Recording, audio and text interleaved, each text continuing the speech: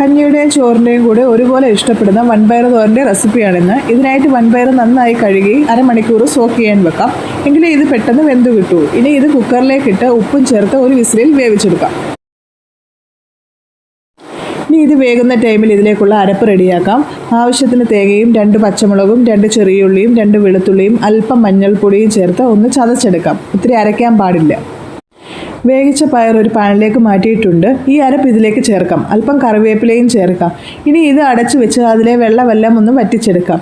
ഈ വേകുന്ന ടൈമിൽ ഈ അരപ്പിൻ്റെ പച്ചമണമെല്ലാം മാറിക്കിട്ടും.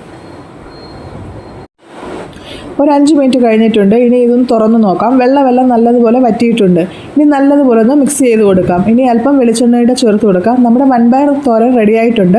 ചിലയിടങ്ങളിലൊക്കെ ഇതിനെ ഉണക്കപ്പയർ എന്നൊക്കെ പറയും. അപ്പോൾ എല്ലാവരും ഒന്ന് ട്രൈ ചെയ്യുക. ഫീഡ്ബാക്ക് അറിയിക്കാൻ മറക്കരുത്. അടുത്ത നല്ല വീഡിയോസുമായിട്ട് വീണ്ടും വരാം.